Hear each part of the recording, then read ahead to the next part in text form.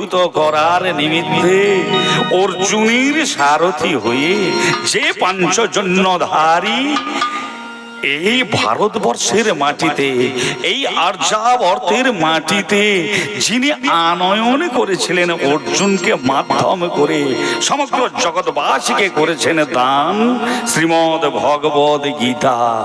এক ধারে কর্মকাণ্ড, জ্ঞানকাণ্ড আর ভক্তিকাণ্ড, যেন কর্মকাণ্ড গঙ্গা, জ্ঞান কাণ্ড যমুনা, আর ভক্তি কাণ্ড যেন ভক্তিমতী সরস্বতী। ভক্তিমতী সরস্বতী ধারার সম্মিলন হলো সরস্বতী। এই যে কর্মকাণ্ড, জ্ঞান কাণ্ড,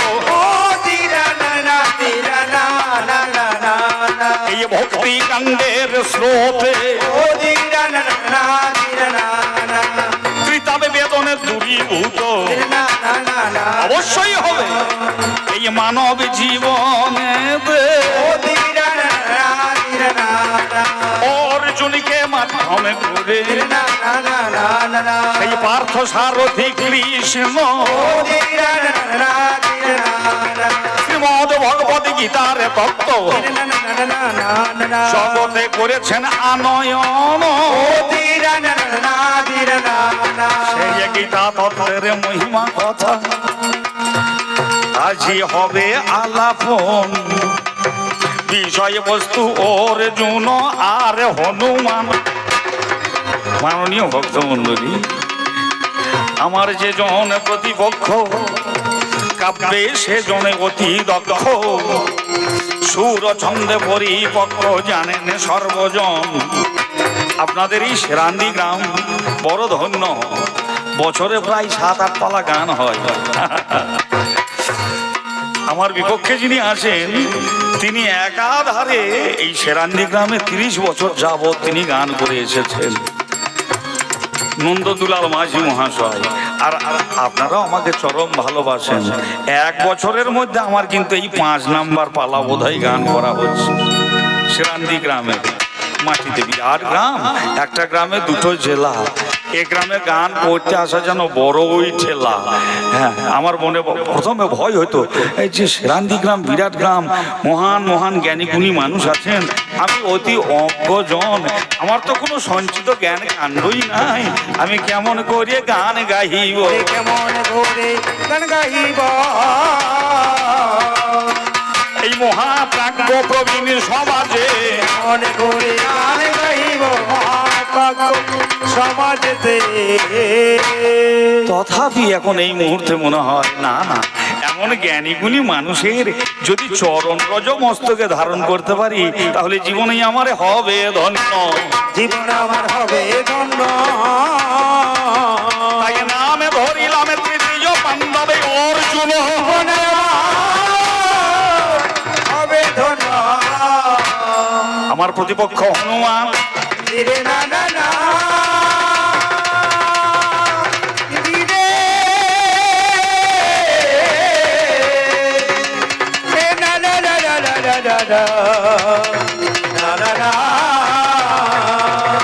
আপনারা তাকে সাজিয়ে দিয়েছেন হনুমান, রাম ভক্ত হনুমান। সে যে মারুতি কেশরী নন্দন, রুদ্র অবতার, অঞ্জনার তনয়, বজরং বলি, আপাতত 44 নামের ধারণকারী।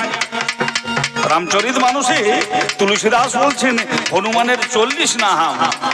যোগবাশিষ্ঠ রামায়ণ বলছে এই হনুমানের 44 নাম ধারণকারী। 49 মরুত তাহার শক্তি বহনকারী।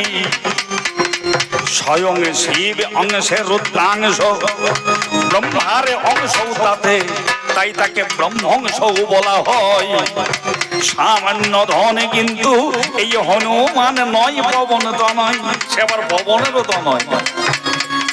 এ যেন আজব দেশের আজব কথা, জানেন যত জ্ঞানী মুনি শ্রোতা, একজনই পবনের নন্দন, একজনই ব্যক্তি সেই ব্যক্তি আবার কেশরীর নন্দন, সেই ব্যক্তি অঞ্জনার নন্দন, সেই ব্যক্তি সে আবার স্বয়ং দেবাদিদেবের অবতার, দেবাদিদেবেরও নন্দন, সেই আবার পবনের নন্দন। শুধু একটা বাবা নয়, এর 49টা বাবা হলো। একটা বাবা নয় বাবা, এর একটা নয়, দুটো নয়, 49টা পিতা হয়। মহাশক্তির হরে আমার এই রামে ভক্ত, সে যে পবন নয়। আজ দেখাশোনা কোন জায়গাতে অর্জুন আরে হনুমানে, অর্জুনে গিয়েছিল একদিনে শ্রীকৃষ্ণের কথা শুনি। শ্রীকৃষ্ণ বলছে, অর্জুন তোমাদের হবে এখন ধর্মযুদ্ধ, তুমি বিচার করো, স্থির করো মন। এই যে 18 অক্ষহীনী সৈন্যের মাঝে 7 অক্ষহীনী সৈন্য তুমি করো দর্শন। আরে কৌরবের পক্ষে 11 অক্ষহীনী সৈন্য,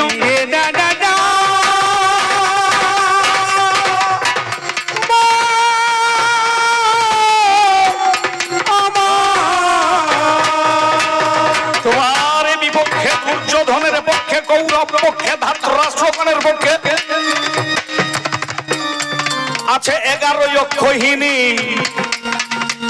তোমরা পাণ্ডব গণ হয়ে গেলে বাহু বলে কমই। তাই শোনো শোনো অর্জুন, বৃকোদর, যুধিষ্ঠির, নকুল, সহদেব, ভ্রাতা পঞ্চজন, যদি নিকট আত্মীয় কেহ থেকে থাকে তাকে করো আমন্ত্রণ।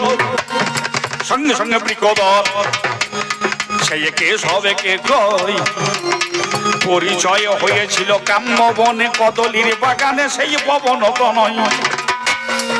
সেও পবনের নন্দন, আমারও পবনের অংশ হতে জন্ম হলো।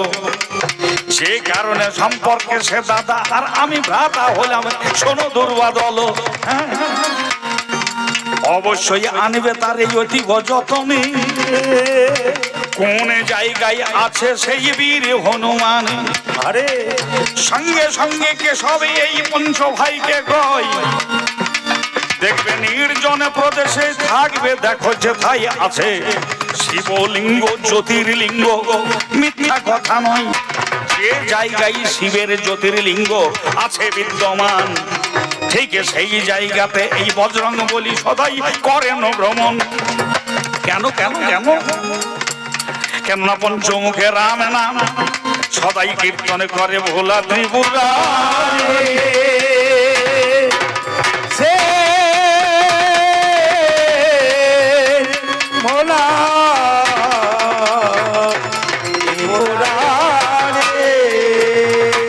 আরে শিবের যেথাই যেথাই জ্যোতির্লিঙ্গ দেখো বিচার করি। বাইরের মানুষ অভক্ত হয়তো শুনতে পাবে না, কিন্তু যে হবে প্রকৃত শিবের ভক্ত সে সদাই শ্রবণ করবে। যেখানে জ্যোতির্লিঙ্গ আছে সেখানে যেন রাম রাম রাম এই শব্দটা ধ্বনিত হতে হতে প্রতিধ্বনি, যাকে বাংলাতে বলা হচ্ছে অনুরণন। আর আমাদের মাইকম্যানরা ভালো করে জানেন যাকে বলা হয় ইকোসিস্টেম, মানে প্রতিধ্বনি। অনুরণন হতে হতে মহাব্রহ্মাণ্ডে ছড়িয়ে পড়ছে এই শব্দ তত্ত্ব, শব্দ তরঙ্গ। আর ভক্ত সে তার কর্ণমূলে শ্রবণ করবে রাম নাম। ভোলানাথ গাইছে আর শুনছে কে?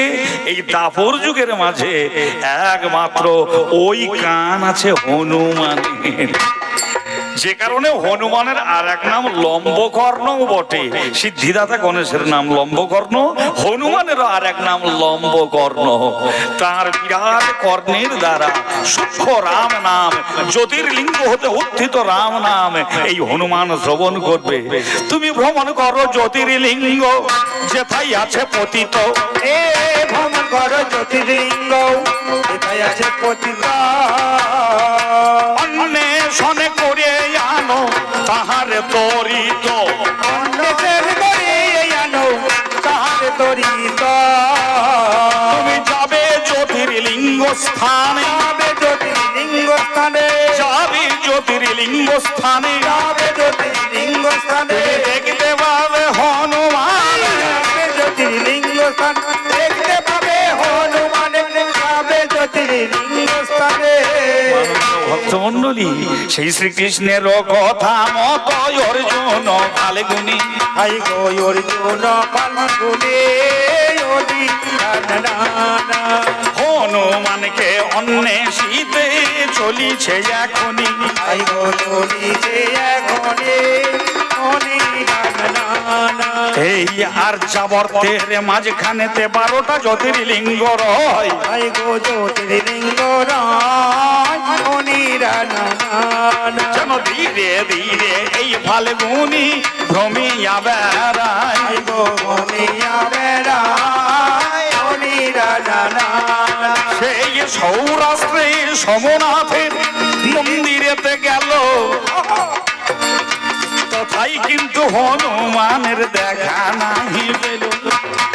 শ্রী শৈলে মল্লিকার্জুনে জ্যোতির্লিঙ্গ রয়, সেখানেও হনুমানের দেখা পেল নাই।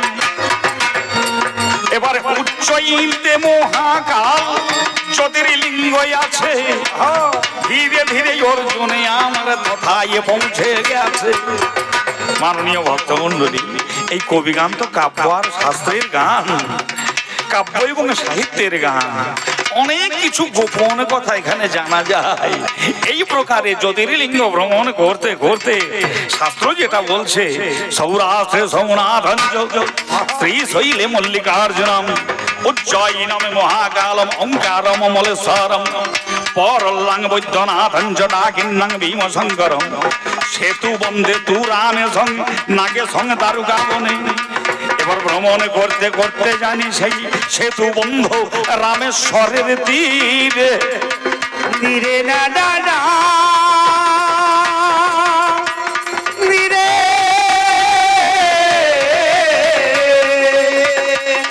না না না না না না না না না না।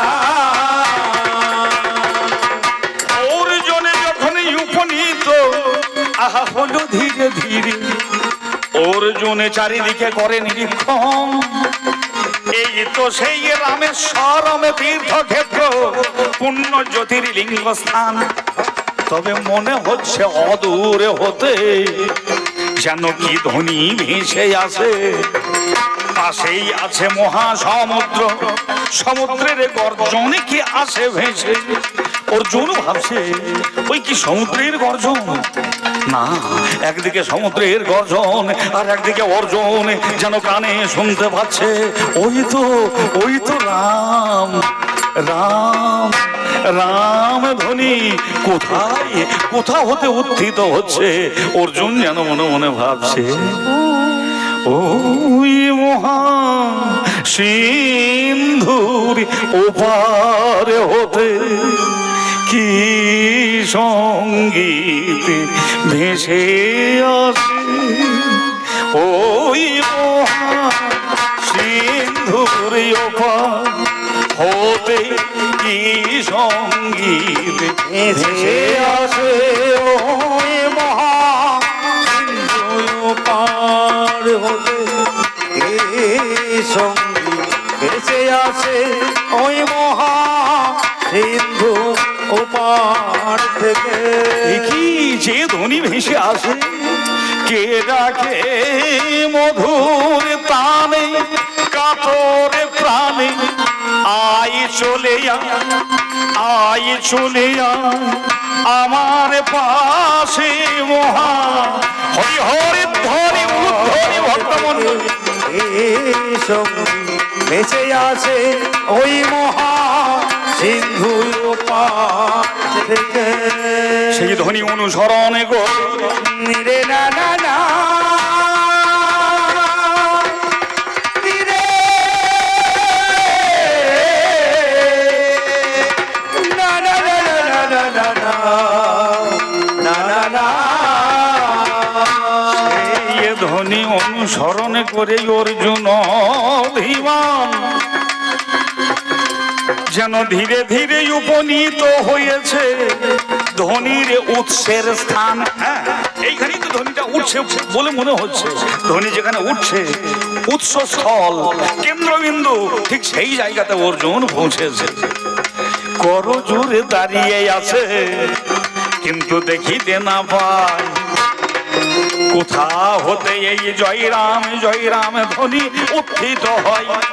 অর্থাৎ জ্যোতির্লিঙ্গে রাম নাম ধ্বনি উত্থিত হচ্ছে, আর হনুমান বসে আছে রাম নাম শোনার জন্য, আর হনুমান ও রাম জয় রাম বলছে। আর অর্জুন ভাবছে একসঙ্গে মনে হচ্ছে 6টা মুখে তো নয়, না না না না, 5 5 10 মুখে যেন রাম নাম হচ্ছে। ভোলানাথেরও 5টা মুখ, হনুমানেরও বাবা 5টা মুখ, যেন 10 মুখেতে রাম নাম ধ্বনি। জয় শ্রীরাম, জয় শ্রীরাম, জয় শ্রীরাম। যেন 10 মুখেতে রাম নাম ধ্বনি। এই অর্জুনে শোনে কানে, কোথায় আছে ভক্ত রাজ, আমি দেখতে পাই না হনুমান। হনুমান অষ্টসিদ্ধি জানে হনুমান, হয়তো সূক্ষ্ম রূপ ধরে, অতি ক্ষুদ্র রূপ ধরে জয় শ্রীরাম নাম উচ্চারে। ঠিক আছে, আমি হনুমান দাদাকে একটু ডেকে দেখি। আমাদের মানব সমাজের রীতি আছে বাবা, মানুষের নাম ধরে ডাকলে হয়তো মানুষ তখন কথা বলে না, কিন্তু সেই মানুষটার নামের পাশে যদি একটা অলংকার জুড়ে দেওয়া হয়, সে মানুষ তখন গর্বে গদগদ হয়ে ওঠে। না, এটা মানব সমাজের একটা রীতি। শুধু নাম, দেবাশিস, দেবাশিস হয়তো কথা বললো না, কি গো কবিয়াল দেবাশিস বাবু নাকি, আবার তখন মুখটা করে গদগদ হয়ে ওঠে। মানে নামের পাশে যদি একটা অলংকার দেওয়া হয়, জয় হনুমান, জয় বজরংবলী, জয় হনুমান, এভাবে ডাকছি, কোনো সাড়া পাচ্ছি না। অর্জুন মনে মনে ভাবলো হনুমান ভক্ত শ্রেষ্ঠ তো নিজের নাম ভালোবাসে না। 5টা মুখে স্বয়ং দেবাদিদেব শঙ্কর রাম নাম করছে, সেটা উনি শুনছেন, আর উনিও 5 মুখে বর্ণনা করছেন। আমার এই ক্ষুদ্র মুখে আমি একটু রাম নাম করি, তাহলে বোধহয় হনুমানের আমি দেখা পেলেও পেতে পারি, দেখা পেলে পেতে পারি। মনে বিচার করে গান্ধীর ধারে, দেখা পেলে পেতে পারি। অর্জুনও তখন এক জায়গায় বসে শুরু করেছে, দিন তোমার আনন্দে যাবে। শুধু একা কেন অর্জুন, আপনারাও যদি সবাই নিজে নিজে অর্জুনের ভাবনায় ভাবিত হন, গুরু রূপী কৃষ্ণ এসে অবশ্যই শ্রীমদ ভগবত গীতা তত্ত্ব কর্ণমূলে যেন প্রচার করে দিয়ে যাবে। জয় নিতাই। আমার দাদাবাবু এসে আশীর্বাদ করে গিয়েছেন। মাননীয় ভক্তমণ্ডলী, এই অর্জুনের মনে যেন কখনো অহংকার না আসে। অর্থই হচ্ছে অনর্থের মূল, আবার অর্থ না থাকলেও পরমার্থ পাওয়া যায় না। অর্জুন তখন করজোরে শুরু করেছে। শুধু আমি একা কেন, আপনারাও যেন একটু হাতে তালি দিয়ে সান্ধ্যকালীন সময় বাবা শিবের চরণ প্রান্ত ধরে নিন, এটাই জ্যোতির্লিঙ্গ স্থান। আর এখানেই নন্দদুলাল মাঝে মহাশয় স্বরূপ যিনি হনুমান এসেছেন, তার মাঝেই সেই রাম ভক্ত হনুমানকে আপনারা দর্শন করেছেন যখন, তখন সকলেই বলুন না একবার, দিন তোমার আনন্দে যাবে জগলে সীতারাম, জপ গুরুর নাম জয় সীতারাম। এই তোমার জয় শ্রীরাম, জয় শ্রীরাম, জপ গুরুর নাম জয় সীতারাম। দিন তোমার আনন্দে যাবে জগলে সীতারাম, জপ গুরু নাম জয় সীতারাম। সে যে রাবণ দমন রাবণ রাজা, রাবণ দমন রাবণ রাজা, ওরে সমন দামন রাবণ রাজা, রাবণ দামন কোটি জন্মের পাপ দূরে যাই যে লয় রামের নাম। তোমার আনন্দে যাবে জগলে সীতারাম, জপ গুরু নাম জয় সীতারাম। তোমার আনন্দে যাবে জগলে সীতারাম, জপ গুরু নাম জয় সীতারাম। আমার কাকুস্তকে করুণাময় দুর্বাদল তুই করুণাময় দুর্বাদল নামের গুণে শিলা ভাসে এমন দয়া। জয় জয় সীতারাম, জয় জয় সীতারাম, জয় জয় সীতারাম, জয় জয় সীতারাম। তোমার আনন্দে যাবে জগলে সীতারাম জপ গুরু নাম জয় সীতারাম। কি হনুমান বিরাট দেহ ধারণ করে অর্জুনের সামনে এসে দাঁড়িয়ে বলছে, ওরে এমন মধু মাখা রাম নাম কে আমারে শোনালো, মধু মাখা রাম নাম কে আমারে শোনালো। ওরে জন্ম জন্মান্তরের মতো, জন্ম জন্মান্তরের মতো আমায় কিনে নিল, আমায় কিনে নিল। ওগো কে বা তুমি আগন্তুক এলে কোথা হতে, এবার তোমার অনন্ত এলে কোথায় হতে। আহা কি বা তোমার হলো পরিচয়, কি বা তোমার হলো পরিচয় প্রকাশ সাক্ষাতে, প্রকাশ সাক্ষাতে। এবার করো জোরে গান বিধান। রে না না না রে না না না না না না না না না না। আমি হনুমান দাদার চরণ স্পর্শ করে নিজের পরিচয় দিলাম, আমি তাহার চরণ ধরে ধরে, দাদা গো আমি যে তৃতীয় পাণ্ডব অর্জুন তোমার কাছে কই, আমায় পাঠাইয়েছে কৃষ্ণ রসময়। কৃষ্ণ কৃষ্ণকে সে যে ককারে কমলাবতীর গারে রাম, ও দাদা সকারে সে তো দীপবাসী, সে যে বিষ্ণু গুণধাম, নকারে ঋষি যে নরনারায়ণ, তিনি দেখো দেহধারী হয়ে দাপর যুগে কৃষ্ণ ভগবান। যেমনই রাম নাম শুনেছে, রামকে আমি দেখতে পাবো, রামকে আমি সাকার অবস্থায় দেখতে পাবো। হনুমান বলছে কোথায় আছে, কোথায় আছে আমার রাম কোদণ্ডধারী। দাদা তুমি ধর্মযুদ্ধে যাবে দাদা, রে